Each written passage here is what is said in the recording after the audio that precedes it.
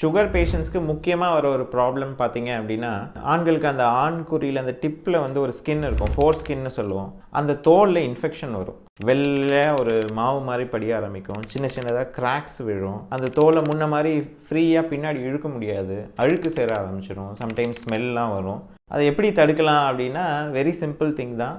பிளட்டில் சுகர் லெவலை குறைச்சினா ஆட்டோமேட்டிக்காக யூரினில் சுகர் லெவல் குறையும். யூரினில் சுகர் லெவல் குறைஞ்சிடுது அப்படின்னா, அந்த கடைசியாக 1 ட்ராப் 2 ட்ராப் யூரின் வந்து தேங்காமல் இருந்தாலே போதும். இந்த ஏரியாவில் பெக்குலியாரிட்டி என்னென்னா, அந்த ஸ்கின்னு வந்து ஹைஜீனிக்காக பார்த்துக்கிறது ரொம்ப கஷ்டம். காலையில் நம்ம குளிக்கும்போது க்ளீன் பண்ணால் அதோட நம்ம வீட்டுக்கு வந்து தான் அதை பார்த்துக்க முடியும். இன்பிட்வீன் கேப்பில் காத்தோட்டமே இல்லாமல் இருக்கிறதுனால இந்த இன்ஃபெக்ஷன் ரொம்ப காமனாக வருது.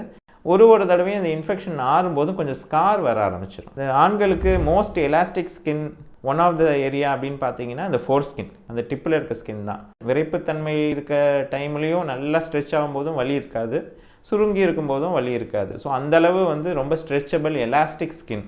அந்த எலாஸ்டிசிட்டி போயிடும் உங்களுக்கு. இந்த சுகர் பேஷண்ட்ஸ் அந்த ஃபோர் ஸ்கின்ல இன்ஃபெக்ஷன் வராமல் தடுத்திங்கன்னா அந்த எலாஸ்டிசிட்டியை மெயின்டைன் பண்ணலாம். இந்த எலாஸ்டிசிட்டி மெயின்டைன் பண்ணும்போது உங்களுக்கு அந்த தோல் பின்னாடி ஃப்ரீயாக போயிட்டு வரும், அந்த இடத்த க்ளீன் பண்ணி வச்சுக்கலாம். செக்ஷுவல் ஆக்டிவிட்டியும் வந்து ஃப்ரீயாக பண்ணலாம் வித்தவுட் எனி பெயின்.